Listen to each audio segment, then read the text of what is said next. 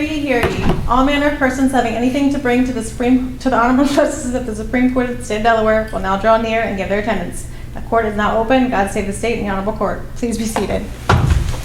Good morning, everyone. Thank you, Capitol Police, for being here this morning.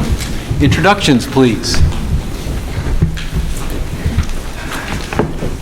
Chief Justice Seitz, and may it please the court, Tom Bayless on behalf of XRI Investment Holdings. It's my pleasure to introduce Robin Wetchkin of Sidley Austin. Welcome. Thank you.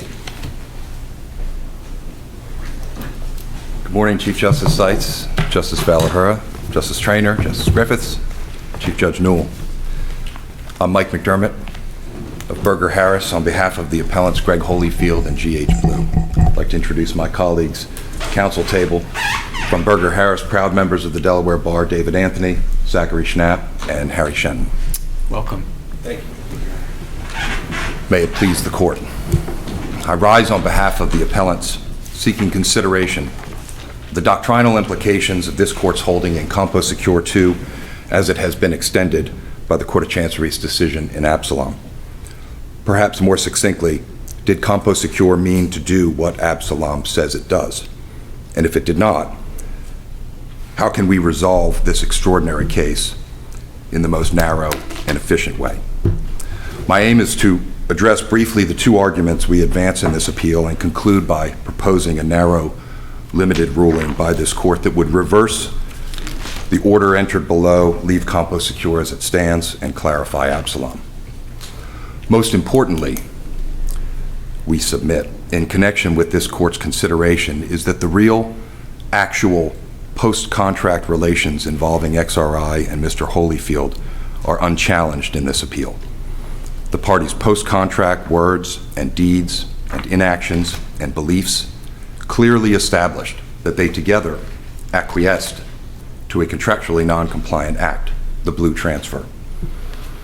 XRI acknowledges this as they must at the outset of their reply brief. XRI knowingly, actively, and contemporaneously participated with Mr. Holifield to effectuate the Blue Transfer. XRI's board made a business decision to recognize the Blue Transfer without challenge. Mr. Holifield's belief and his reliance upon XRI's knowing, active, and contemporaneous acceptance of the validity of the Blue Transfer was demonstrably justifiable and reasonable. XRI belatedly came to the Court of Chancery, insisting that its acquiescence could not be recognized nor enforced, and that the Blue Transfer was incurably void.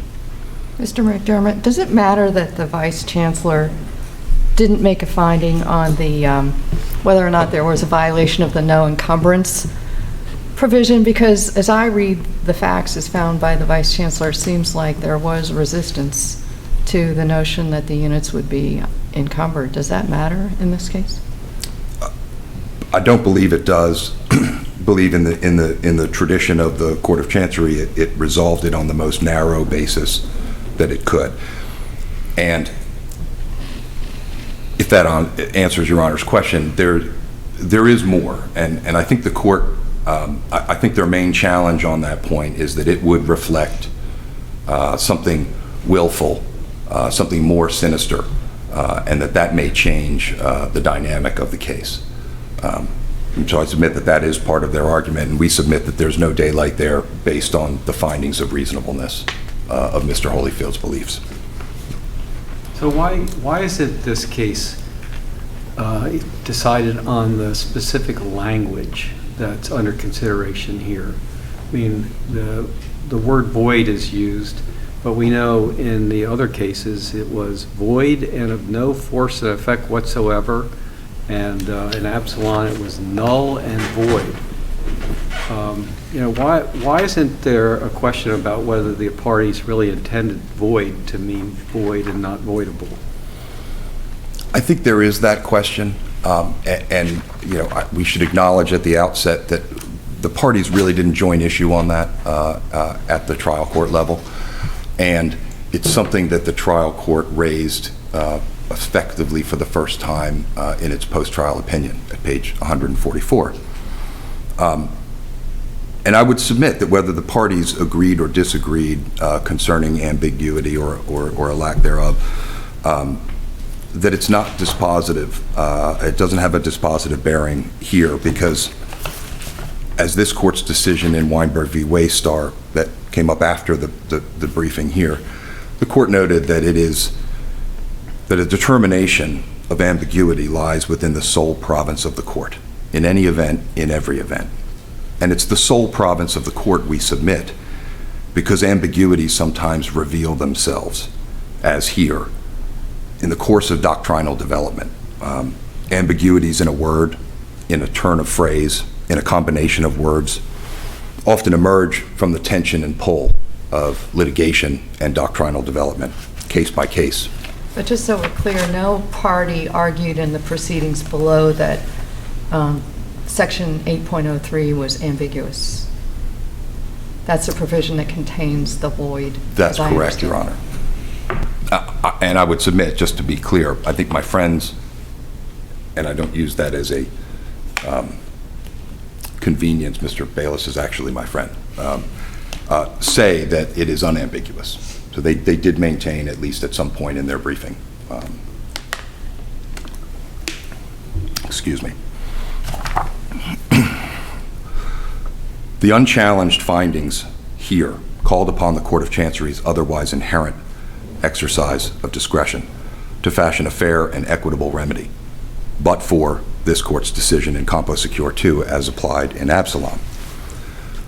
Delaware's Court of Equity was precluded from doing equity because the parties' LLC agreement used the word void to describe the consequences of the act to which the parties otherwise acquiesced. Appellants submit that that result, the result in this case, is fundamentally irreconcilable with Delaware's system of equity, among other reasons because equity will not recognize a wrong to be without a remedy.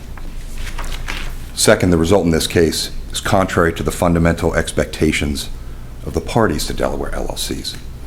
That is, if you succeed on the merits of your claims or defenses after a trial in the Court of Chancery and prove fundamentally unfair or inequitable conduct involving your Delaware LLC, a just and equitable result will promptly follow. That's not just a fundamental expectation, it is a component, a prized component of our Delaware franchise.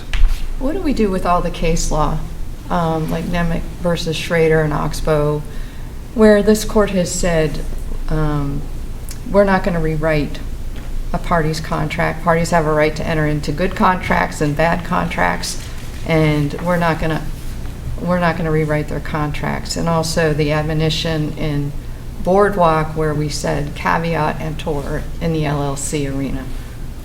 And I would build on that, Your Honor, as we've set forth in our briefing, the PepsiCo case, but more importantly, Coinment with Vice Chancellor Zern, where she indicates that notwithstanding ironclad language that may exist in an LLC agreement or provision, no waiver provisions, no oral modification provisions, notwithstanding unambiguous, ironclad language, the parties' post-contract conduct may affect, there may be an effect of that conduct that bypasses, modifies, or otherwise non-waiver provisions.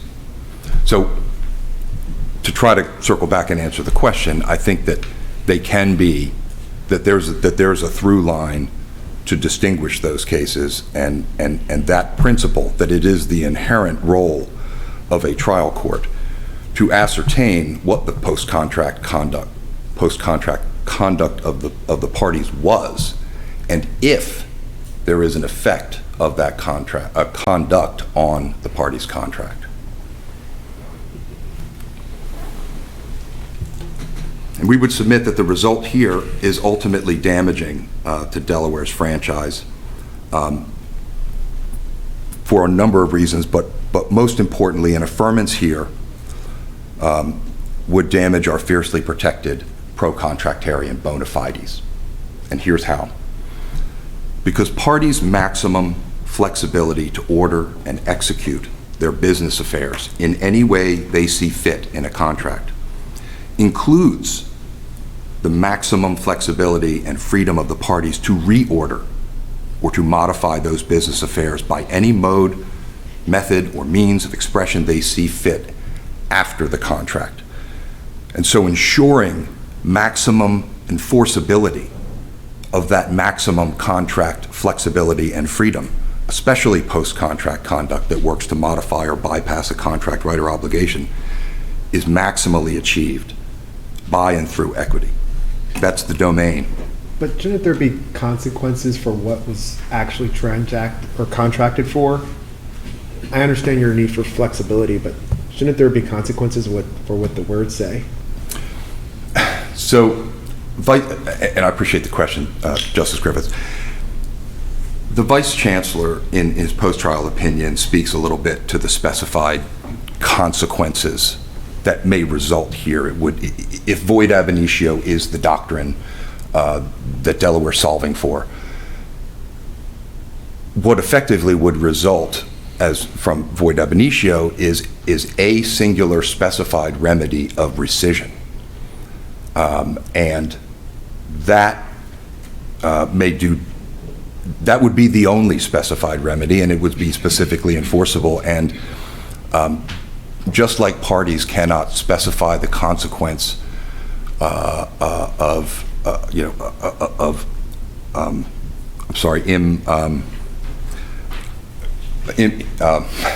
sorry, I've lost my, irreparable harm. They cannot specify that without some judicial discretion associated with that. So there can be specified consequences, but not all consequences can be specified absolute. And this is the difference between maximum flexibility and absolute flexibility. There's a domain of protean equipoise that's present at the ever-flexible outer boundaries of freedom in contract relations. And equity is the most flexible remedial enforcement mechanism that's available. Its domain in contractual relations must be fiercely protected. Thus, appellant's primary argument is that the contractually specified incurable voidness per Absalom that trumps the whole of common law and completely eliminates equity's reach in every set of facts and circumstances should live a short and relatively uneventful life here in Delaware. Much of appellant's briefing, and I should note much of the trial court's thoughtful and searching dicta, advances that primary proposition. And so I'll turn to focus briefly upon appellant's secondary argument. The use of the seemingly simple word void and the concept of voidness in legal drafting has long been the cause of extensive litigation and debate. The historical lack of clarity, consistency, and predictability surrounding the concept of voidness, going back as far as 1657, the Clopton case cited in the trial court's opinion, that's what genuinely commends this appeal and our secondary argument to this court's consideration. XRI says this is a mere self-serving invitation with nothing to recommend it. But that's just a clever line in a brief. CompoSecure, Absalom, CoinMint, and this case all signal Delaware's undertaking to solve for a viable doctrine of contractually specified voidness. A doctrine that, if it is to be, fully recognizes max flex private ordering in contractual relations, fully endorses max susceptibility to enforcement of contractual relations. It fully ensures fairness and fair dealing in pre- and post-contractual relations. And it's a doctrine that's fully susceptible to clear drafting, consistent and predictable application by a party. Could a party contract for a provision that says no equitable defenses could be asserted in a claim that's brought under the contract?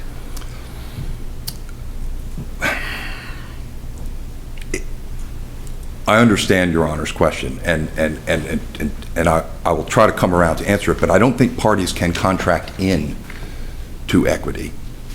And so I would submit that I don't believe they can contract out of equity. We don't. I mentioned it in a footnote in our brief because it certainly wasn't raised below the constitutional implications and the disconnect. And I would submit I agree that there is a disconnect in the notion that our legislature cannot legislate something less than the irreducible minimum of inherent equitable jurisdiction of the Court of Chancery, but we would allow contracting parties to do so. But how do you draw that line if in a LLC operating agreement, parties can eliminate fiduciary duties altogether, they can authorize agreements to provide for remedies that are unavailable? How do you draw the line that you're drawing? Well,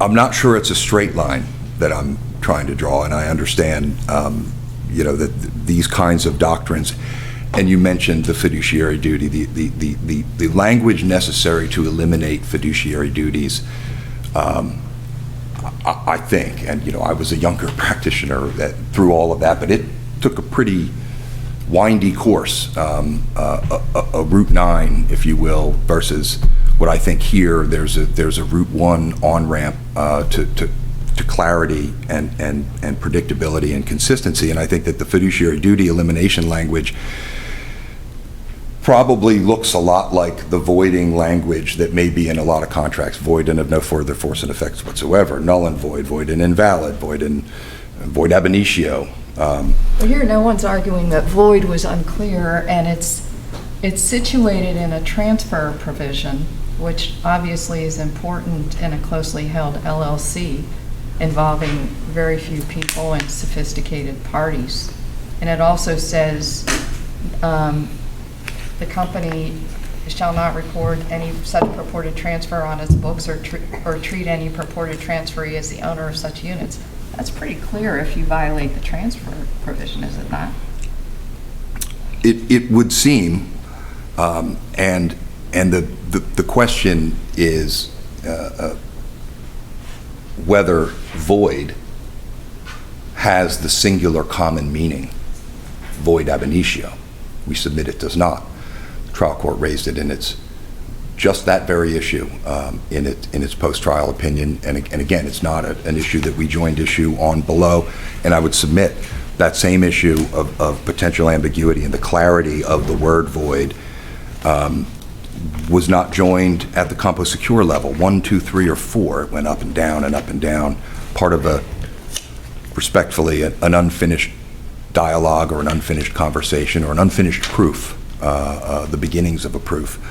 It wasn't raised in Absalom, to my knowledge, and Absalom was never appealed to this court for that kind of consideration. And so I return back to ambiguities reveal themselves, and that's why it's the sole province of the court. And I think that the Vice Chancellor thoughtfully raised that here in the post-trial opinion for this court's sole province consideration. So I'm trying to understand what you're arguing. Are you arguing that void, even though the contract might say void ab initio, whatever the magic language is to express that it's void ab initio, that the equity always has jurisdiction to review that provision regardless of what the parties contract for? First, I would submit that if a matter is brought in the Court of Chancery, that inherent remedial discretion exists. It's a baseline domain. But to the point of the language formulation, CompoSecure, and we submit thoughtfully, considered the term void and of no further force and effect whatsoever. We would call that void plus language, and that's the kind of language that would be necessary to signify an intent, to specify an intent, to make it void ab initio. Was that argument made below?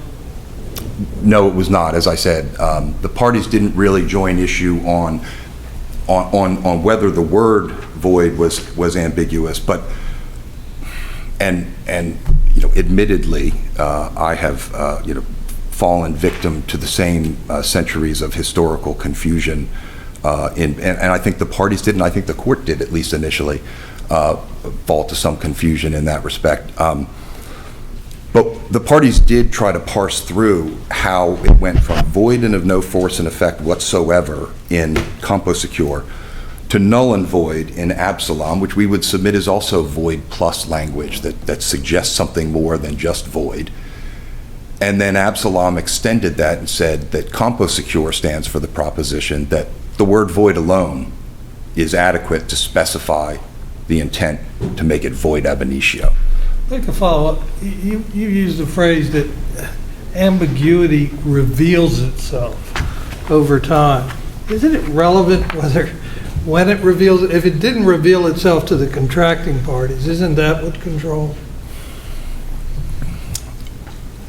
The push and pull of litigation, trying to sort through what we suggest is a nascent doctrine of can contractual non-compliance often, can that fit into what's otherwise a narrower category of void ab initio? Void ab initio has been reserved for what we would say red cards, game disqualifying conduct, violating the sovereign authority, good conscience, and public policy.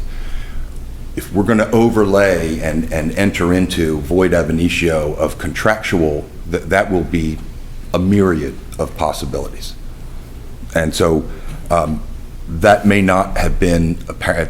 It's not been apparent to I think the court until it faced a post-trial set of facts that it could not get around because of the use of the word void, and could not exercise its inherent equitable remedial discretion. I see that I'm well into my rebuttal time, if I may.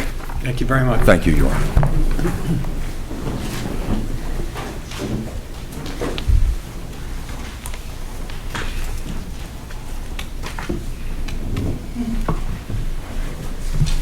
May it please the court. Mr. Holifield portrays the enforcement of the LLC agreement as inequitable, but there is nothing inequitable about holding him to his promises. He promised that transfers in violation of Article 8 would be void. He promised that violating the encumbrance provision would yield a void act.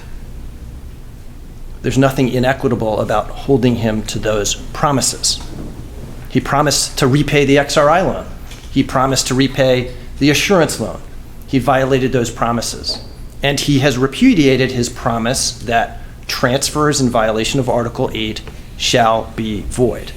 The Court of Chancery correctly determined that he violated the transfer restriction. The Court of Chancery correctly determined that the consequence specified in the contract should be enforced. Those determinations should be affirmed, and Mr. Holifield's appeal should be rejected. He argues first that the rule in CompoSecure should be overturned. He second argues that the language that the parties in this contract used is not adequate to trigger the rule in CompoSecure. That argument should be rejected. The analysis has to start with the contract language. It's in 8.01, as Justice Valahira rightly observed, and it says that non-compliant transfers shall be void. But it doesn't stop there. It goes on to say that none of the company or its subsidiaries shall record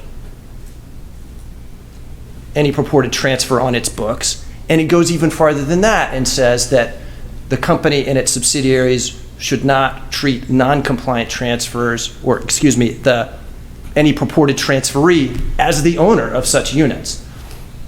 So it is absolutely 100% clear that the parties wanted the result to be incurable voidness. There was no dispute below because there was no ambiguity.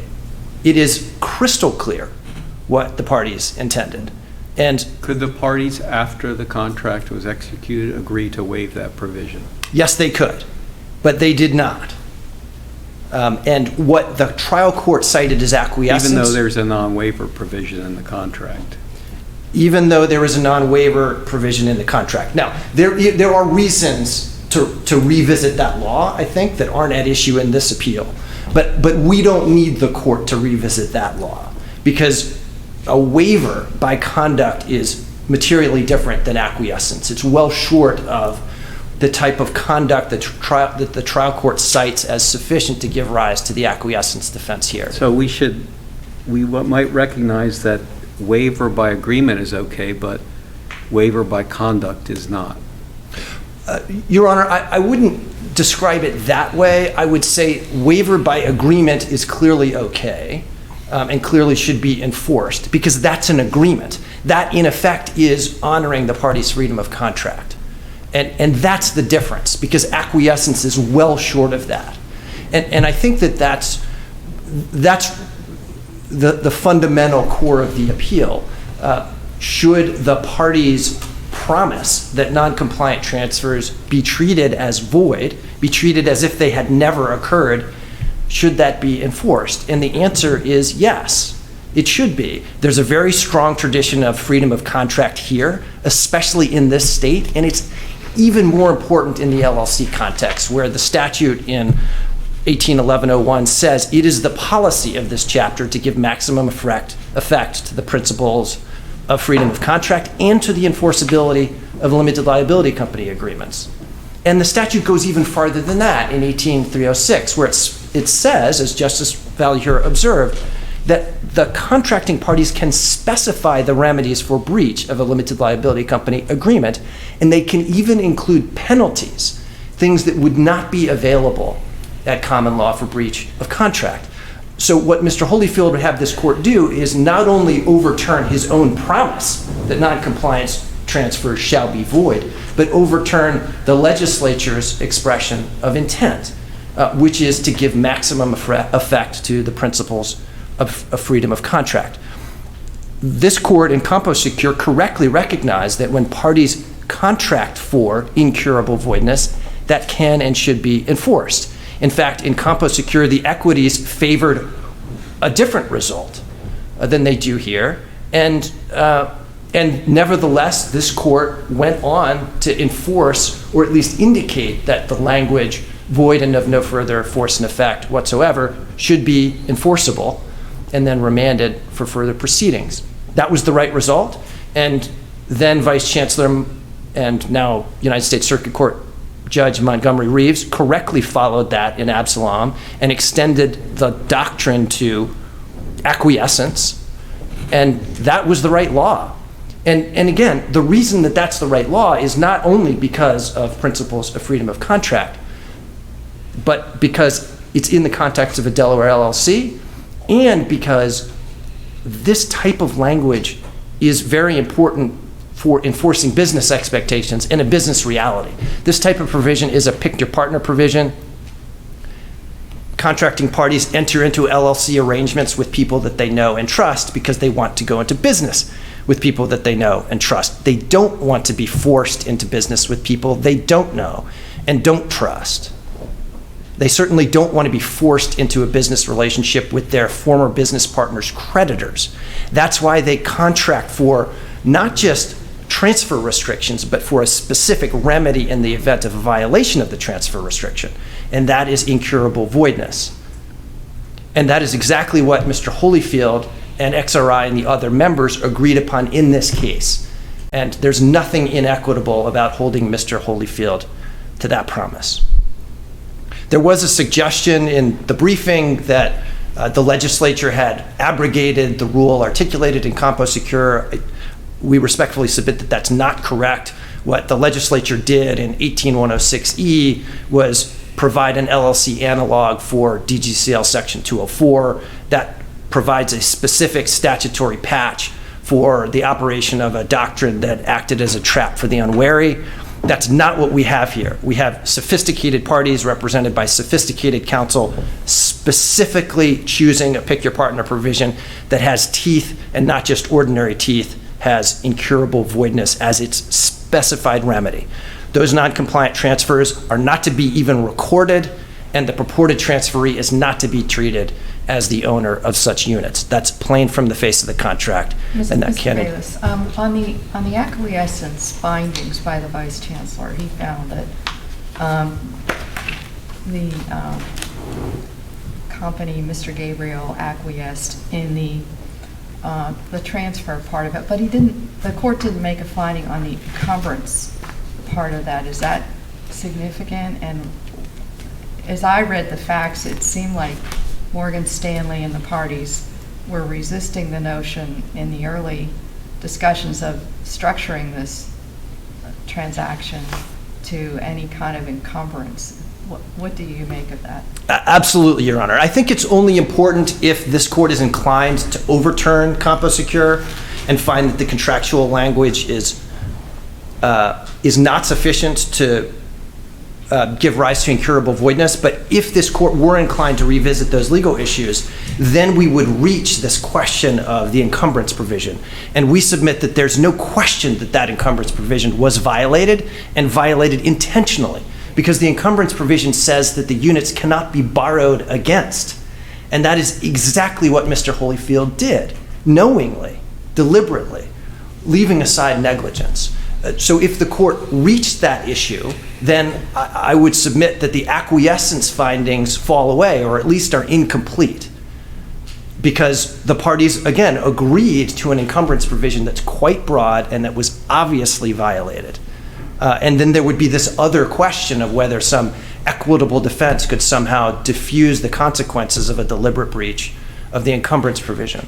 So I do think it matters, but only if this court were inclined to revisit CompoSecure or find that the contractual language here was insufficient to trigger the CompoSecure rule. And I would like to address that briefly.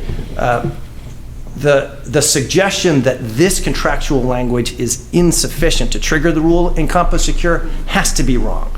Recall that CompoSecure followed the common law, which was that ultra vires acts were void. And all CompoSecure did was recognize that in the LLC context, contracting parties could opt into the common law consequences of an ultra vires act. That was, I think, a good decision for several reasons. First of all, it's consistent with principles of freedom of contract. Second of all, it's consistent with 18306, which specifies that contracting parties can identify a remedy for a breach. Third, it deals with a business problem in a pick your partner situation by specifying the consequences of a non-compliant transfer, that the new purported owner would not be treated as one. And finally, it elevates an ex ante promise in writing over ex post conduct that can be interpreted one way or another way and would invite litigation. So we submit that in this case, the contract language is absolutely clear, and it was definitely sufficient to invoke the common law rule associated with ultra vires acts that this court in CompoSecure recognized. And the provision in Absalom is quite similar to this. It said null and void. Slight difference in language, but no difference in intent. So if this court were to decide that our language were insufficient to trigger incurable voidness, it would do violence to the party's intent, which we submit was clear from the face of 8.03. But it would also upset the expectations of a multitude of contracting parties who have similar pick your partner provisions. There are lots of similar provisions. We saw them in Absalom. We saw a formulation in CompoSecure, but we also see them elsewhere in several of the other cases where they weren't directly at issue. And I think perhaps even more importantly, there's currently a pending dispute in the Court of Chancery before Vice Chancellor Fioravanti, Gower versus Trucks, where this exact issue is coming up again. And my friends at Berger Harris have the opposite side of the issue. But the reason that it's coming up again is because these pick your partner provisions are ubiquitous, and they specify that non-compliant transfers shall be void so that a stranger isn't invited into the business relationship or isn't brought into the business relationship by the consequence of a breach. So for all those reasons, we respectfully submit that the Court of Chancery's decision should be affirmed in those respects. I'll turn briefly to the cross appeal. There are just two issues. Number one, whether we should be permitted to pursue our damages claim for breach of the transfer provision and for breach of the encumbrance provision to the extent that the court reaches it. We also submit that we should be permitted to pursue our claim for recoupment because we continue to advance to Mr. Holifield in connection with this lawsuit, even though we submit that he engaged in disabling conduct under the LLC agreement. The trial court found that we had not properly preserved either of those two arguments. We respectfully submit that that was error. In fact, both sides submitted an agreed upon partial final order and judgment, which expressly preserved both our damages claim and our claim for recoupment. We jointly submitted that proposed order.